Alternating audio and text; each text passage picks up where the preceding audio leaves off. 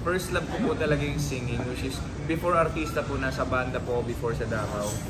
So I usually sing talaga yung the typical band na 3 sets na mga gigs. Yun po talaga yung first ko talagang ginagawa sa Davao po. So actually yung singing ko po, nag-start po ako mag-sing 3 years old pa lang ako eh. Songwriting, nag-start ako 3rd year high school, ganun po. First love ko po talaga yung music. Pero syempre, yung opportunities ko, ano po yung pumasok, ano po yung tatanggapin natin. And love ko din po yung acting at the same time. So, yung nagbabasa ka pa sa high school? College po. First year college sa Davao. Nag-try ka rin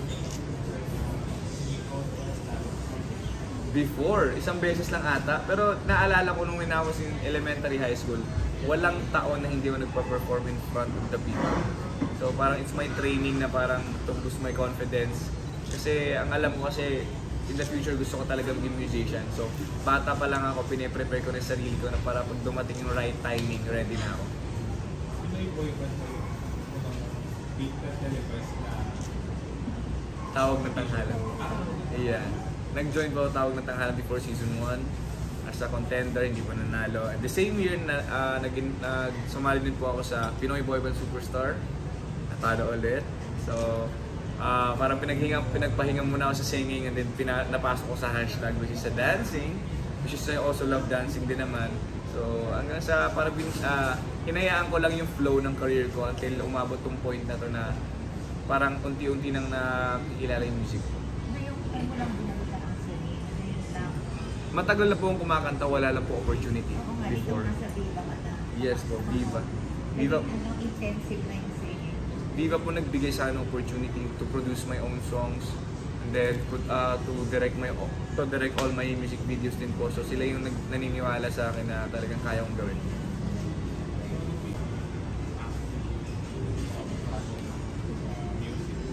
Binalik ko sa music.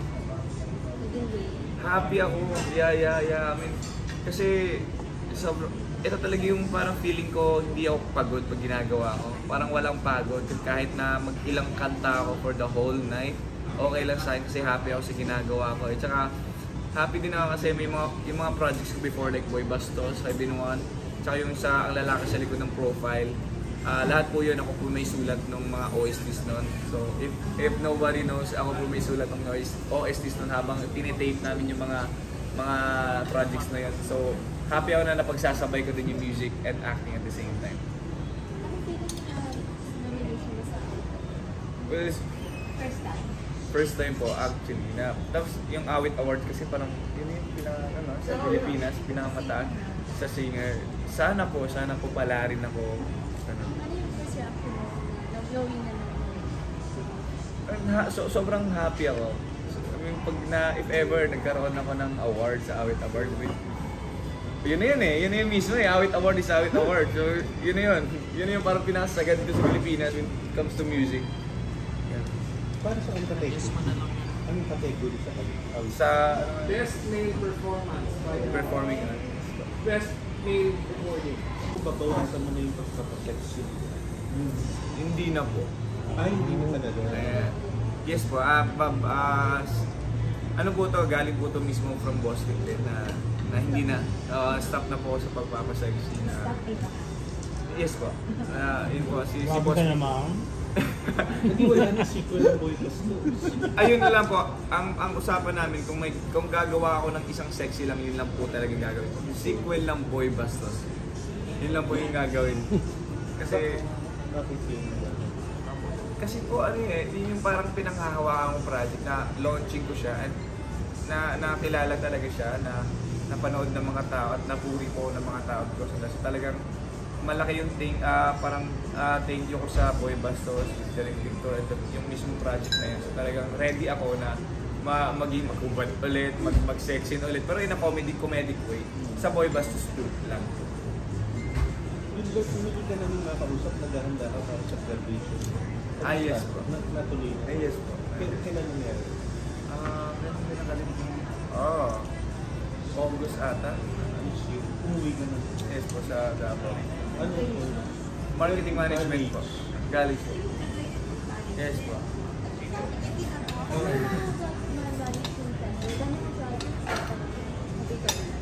Ang ang sikreto ko po siguro if ever, kung may sasabihin ko, wala po akong day na rest.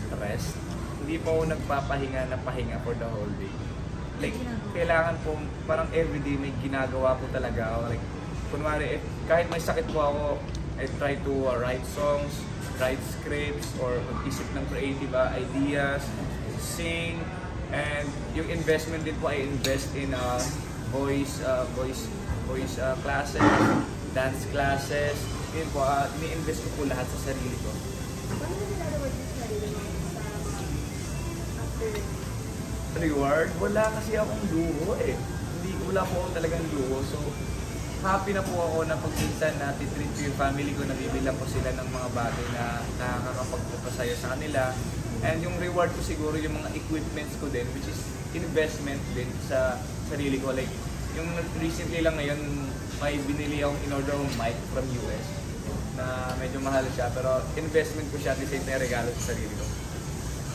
Pag sinabi mahal, magkano?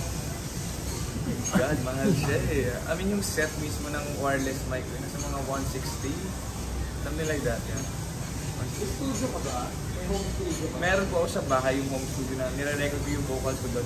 Pero hindi siya yung professional. Pero in case na kailangan ng musical producer ko ng additional vocals, doon ko po nire-record lahat.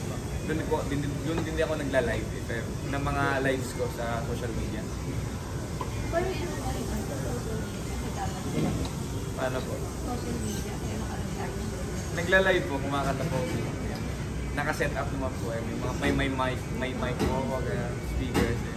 Parang nagsishow ka ng buhay. Yes po. Yeah. Correct me if I'm wrong, parang lang may parang tulong sa pag-campaign ko. Yeah, kahapon, kinampaign ko po si Pizza sa Lawag, Cavite. Naisip mo bang like hindi ko lang Hindi siya para sa akin. Ang gusto ko lang tumanda ako, maging director ako, maging actor pa din ako, maging singer. Sa entertainment pa din. Yun yung gusto ko, tumanda ako dito. Or, syempre, the higher dream, Hollywood, kung may opportunity, why not? Pero, sa entertainment talaga, yung buhay ko.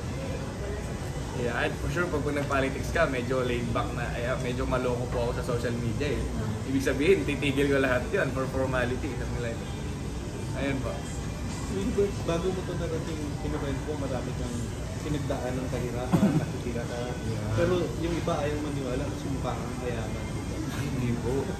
Feel ko nag-mature lang ako ng magandang maturity. Pero yun po, nakitira po ako sa pinsan ko sa Novaliches.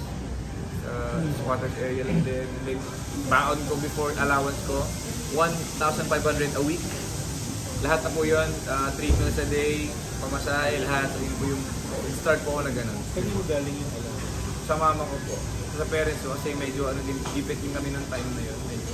Kaya yun lang din ang bibigay nila. So, ako sanay naman po sa hindi na po maarte, so wala pong problema. So paano mo napagkasa yung 1,500? Kaya naman po eh.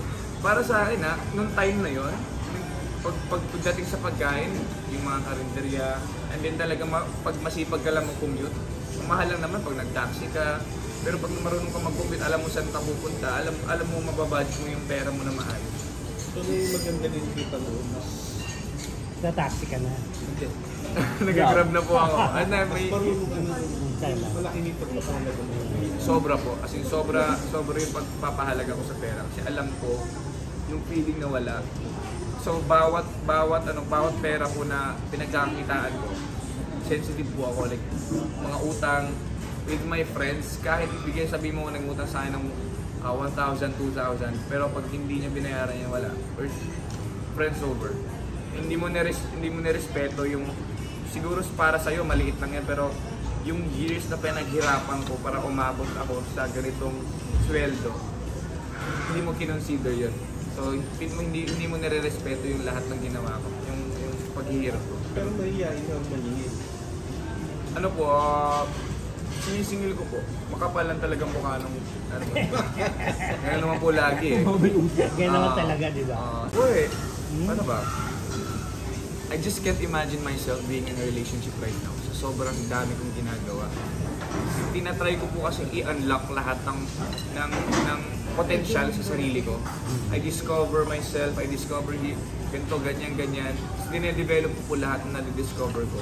Kasi nga po, sabi ko nga po sa sarili ko, hindi ako magaling enough, but alam ko masipag enough po ako. Ayun. Eh, Gilbert, di ba nag-acting? Hindi ko na-acting. Hindi ka ba nagkaroon ng something, hindi ka ba nag-link sa mga co-actresses mo? Hindi ka ba Ano naging jowa mo raw siya, no? Oo nga, sino nga ba yun? Sino yung June? Rush, wala po so far eh. I mean, kasi professional ako eh. Parang hindi po siya para sa akin. Or baka wala lang ding something, wala din sigurong babae pa na, kasi syempre pag talagang gustong-gusto mo, hindi mo naman pipigilan yun eh, Pepper.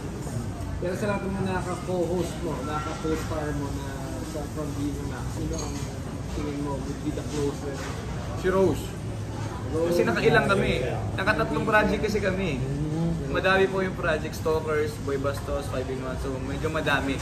Singer din yun, baka dapat you should do a ballad. Oo, pwede. Ang nga pala, kung saan makakollab, meron ka bang gusto? Collaborator. Moira po talaga. Okay na talaga. Before kasi natawag akong parang male version of Moira because of my first and second song na medyo malungkot yung ano.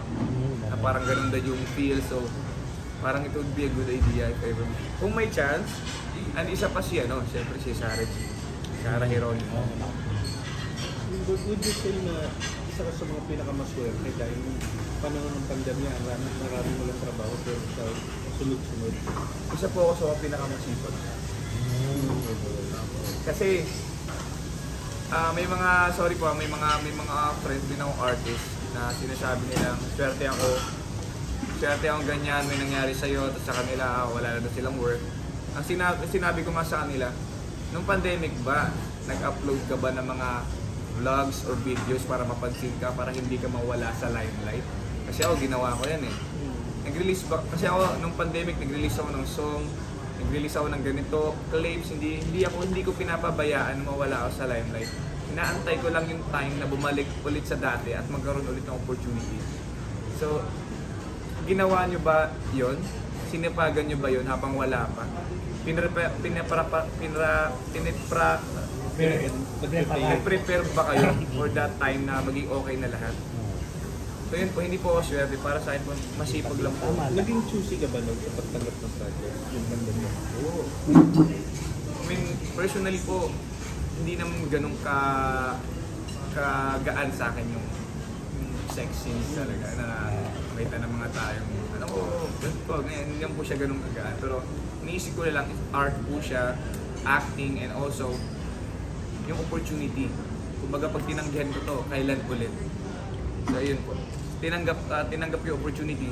Yung opportunity na yon, nag-ugat hanggang napunta ako dito. So wala po akong pinagsisisihan sa lahat ng ginawa ko sa Viva Max. Naku, mamimiss ka ng fans ng Viva Max.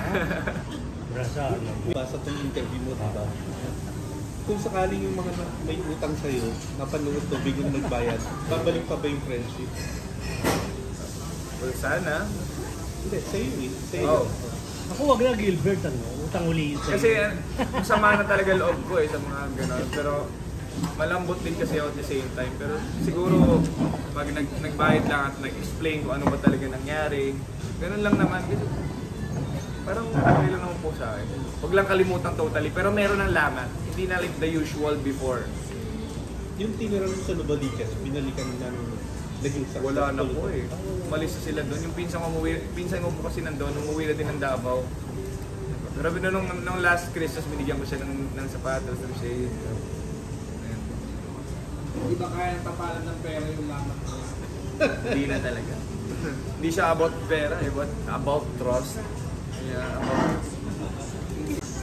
What is Ross?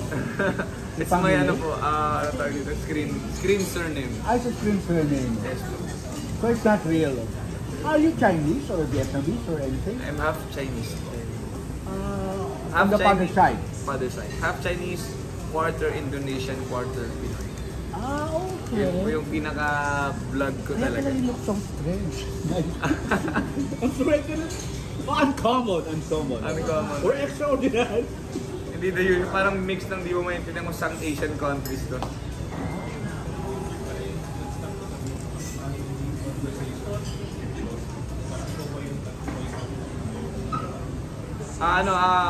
Mutual. Sinabi na nila na parang, part siya ng plan nila for me.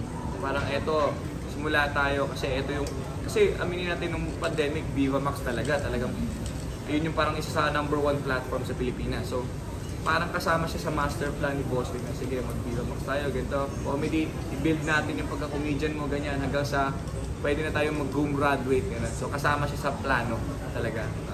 Yes po. Kasama siya sa career plan nila sa akin.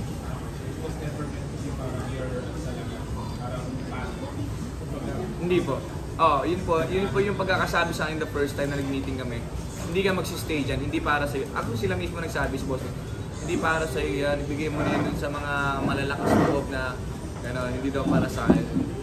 Gawin lang natin to kasi kasama to para mahasa ka sa acting, para pagdating dun sa cinema na, ready ka na. Which is yun nga po, thankful po ako sa Nocturno with Nadine na nabigyan po ako ng malaking role doon. Jowa po ni Bea Pinere. And medyo malaki-laki nga po yung role. Ano ba? Parang isa sa mga first. Nakita naman siguro doon. Parang, yeah.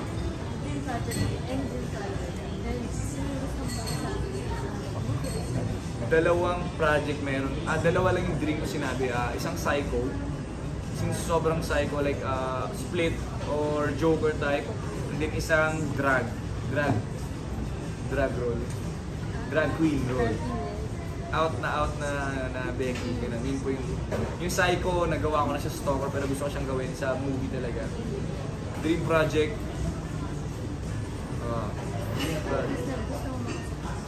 Kasi nakasama ko na si Nadine. Sobrang tuwang-tuwa na din ako sa fact na nakasama ko siya sa project. Siguro si alam mo yung parang mga yung musical with Sarah G. Yung parang movie na may musical na kanta-kanta. Yun po siguro. Miss Granny. Parang ganun po. Kung may chance.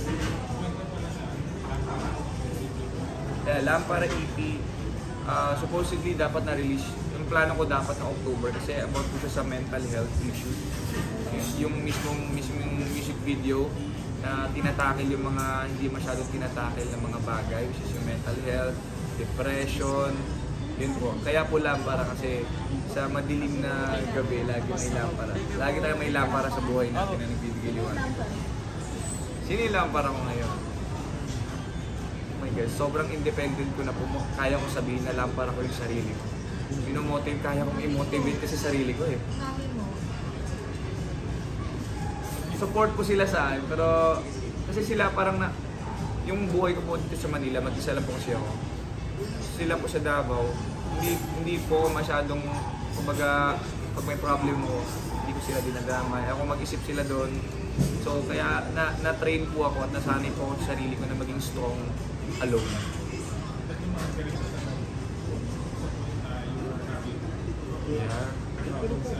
Yeah. Mental health issues. I'm clinically before depressed. Way back 2019, severe depression po. Yes po. Anong nag-trigger? Disappointments na about sa parang alam kong meron ako eh. Ba't wala? Tas may konting na din na parang ba't sila ganito? Aminin natin sa group naman talaga, hindi mo ba't ako wala, ba't di nila ma-appreciate, and then kasama pa yung about sa family ko. Kasi may Chinese father, hindi kasi iba siya. So, kasama ko yun. Hindi ko siya na-meet before. May stepfather lang po ako, hindi po. Ano ba yung logical father niya? Yeah. So, pero alam na kaya na patay na po eh. Namatay. 2020, pandemic pa. Nakadagdag sa depression. May ano ba na hindi ko sa na-meet? Tsaka paano mo nalaman mo natal? Yung kapatid ko kausap ko, sa kapatid sa akin. Nakita ko lang pictures lang. And Ano dito sa Pilipinas? nasa Davao lang. So, hindi Late lang, hindi talaga na. Kaya wala pong... May guilt ba pag gano'n sa'yo? Kinausap po ako ng isang yung tito ko. Nakakatawa tong story ito, oh my God. May event po ako sa Kidapawan last time. Tapos, KMCC Mall. Tapos na-meet ko yung may-ari, nandun, si Sir, tapos nung na-meet ko siya, umalis na siya, tinawagan ng mama mo. Uy, alam mo yung may-ari ng mall na to? Sabi niya ganyan, pinsan niya ng dati ng tatay mo. Oh my God! Tapos tinawagan ko agad yun, si Sir, nakalimutan ko. Tapos bumalik ka, parang nag-call kami. Ay talaga, hindi niya po alam. Nakaalis siya. So nung nangyari po, nag-dinner kami sa bahay niya sa Davao. Alam mo ba, yung tatay mo, high school pa kami, ganito kami ka-close yan. You just call me tita, ganun na siya. So para siya yung pinaka-connect ko actually sa dad ko. Sabi niya nga, mabait niya, okay lang niya. For sure, happy siya na nagkita tayo. Pero namatay na nun yung tatay mo. Last month na po, nangyari to. Yung dito ko po. Anong month namatay yung tatay? 2020? 2020. Year 2020.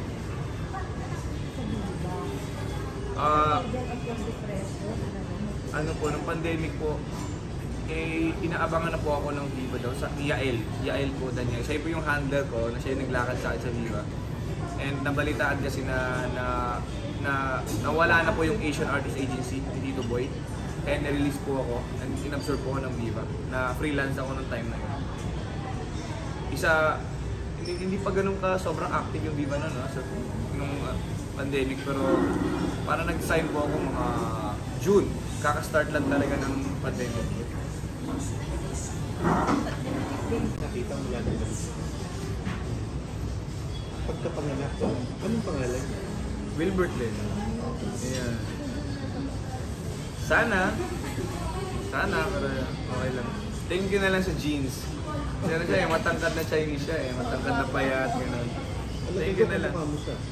Sobra. Sobra. Isa pala yun sa mga nakakalungkot na part ng buhay mo. Before, pero ngayon po hindi na po siya, hindi ko na siya iniisip masyado or binibigit. Pero sayang hindi mo lang. Sana. Alam mo lang kung saan kagaling sana. Parang ganun ko yung thoughts. Wilbert, saan galing yung side na yung talent mo?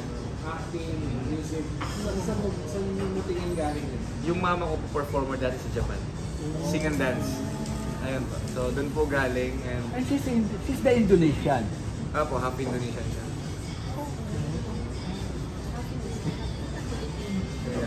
Makuha yung buhay. Sobrang sabi nga nung friends ko, yung buhay ko daw para daw na parang novel na iba't ibang chapters. May kanya-kanyang pinagdaanan, gano'n. Like sa showbiz pa lang mismo, meron natin. Nalaman kaya ng tatay mo na artista ka? I hope so. Ilan ba tayo magkakapatid sa kanya? 5. Ako yung youngest. Pero yung apat, section ng tatay. Youngest. Wilbert, ang buhay mo pala parang puzzle, unting-unting nabuo. Habang tumatagal. So, paano mo na-overcome yung depression? Sobrang po kasi ako sobrang passionate ako sa career ko at sa work ko, sa arts ko. Kaya parang nagsimula ako maging okay nung medyo nakilala ko because of Will Zep, yung love team namin ni Zainab. Kumbaga, doon nag-start na parang okay, nakikilala, na-appreciate na nila unti-unti yung anong kaya kong gawin. Doon po nagsisimula na nagiging okay na po ako. Habang tumatagal, na-discover pa nila yung mga kaya kong gawin. Hanggang sa parang nagkaroon ako ng self-confidence.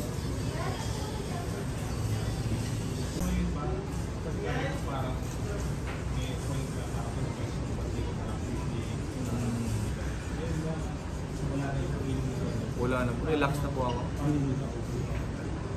Alam ko lang po talaga na dadating din yung time. Confident ako enough kasi alam ko yung mismong hard work ko. Na alam kong ginagawa ko lagi yung best ko. Kasi ganun kasi yun kunwari, ba't di ako sumisikat? Tanong kung ginagawa mo ba to? Nakikisabay ka ba sa uso? Alam mo yun, nagpapapansin ka ba? Ako kasi feel ko, ginagawa ko lahat ng ways para magkaroon ng chance na magka-break ako. So kung hindi siya mag-work, patience na lang magagawa ko, mag-aantay na lang. So yun po. So yung alam kong mangyayari siya. Hindi ko alam kung ilang taon from now, pero alam kong mangyayari siya. At sa process na yon, always already, hahanda ko sarili ko na pag dumating yon, todo ko lang. Ay hindi po. Dadating po yan. Pero hindi ka naman nagkaroon ng tidal tendency. Meron Hindi po. ko siya kagaling actor. May EP po ako dyan, may isang song po ako dyan titled Benting Ukit. Benteng Ukit. Yeah. Depression ano po yun yung depression song ko. Yun yung nasulat ko nung time na nasa peak ako ng depression. Benting Ukit means 20 slash ukit. And Nag-slash ka. before. Ito. Ah, kaya pinalagyan mo yung tattoo. Ito. May tattoo na yun. You survived it pa? Galing mo Ano naman. Like you, why? I'm alone. Wala po akong malapitan. Oh, how did you survive? In a top play? Before Viva. How did you survive? Buti hindi naubos yung dugo mo. Hindi po, wala akong plano mamatay. Gusto ko lang yung pain. Yung pain. Ah, okay. That's what they say nga pala. They wanna slow down. One time ba yung twice? Si Ice rin yan. Dalawang Ganun din. tatlo ata yung kakaalala. Paulo Abilino. Ha? Paulo Abilino. Oo nga. Sobrang dark po nun talaga for me. Isipin niyo yung problems ng yung family, career, tapos mag-isa lang ako sa condo, wala akong kahit ano, ayoko ding disturbuhin yung family ko at kahit sino sa hashtags. Ako lang mag-isa. Bisis na mold din ako doon na nag-grow din po ako na mag-isa na ngayon wala nang makakatibag sa akin kahit na sino kasi mag-isa akong nilaban lahat ng yun eh. So yung paglalagay mo ng tattoo, yun ay closure. Closure na po yun. Kasi kung wala po to baka matempa ako eh. Ito yung parang reminder ko eh. Ano yung ginagawa? Parang mechanical ano lang siya. Kasi dancer din po kasi ako underground. Yung nagba-battle po. So ito yung parang mechanical ano ko na parang robot ako inside. Sasayaw ka pa rin underground? Hindi ko po alam kung maintindihan yun. Pero may tinatawag po kasi na underground na dancing. So nagsasayaw po ako doon na nagba-battle na one-on-one freestyle. Yun po yung ginagawa ko. Parang, alam niyo po yung movie na Step Up, parang ganun po. Ganun po yung ginagawa ko. Pero sa amin sayaw. Po? Saan yung ginagawa? May mga events po Ha? na nagba-battle kami ng sayaw. Yun po yung mga side ko na di alam ng mga tao na I really dance. Street fight pero in a dance way. Freestyle.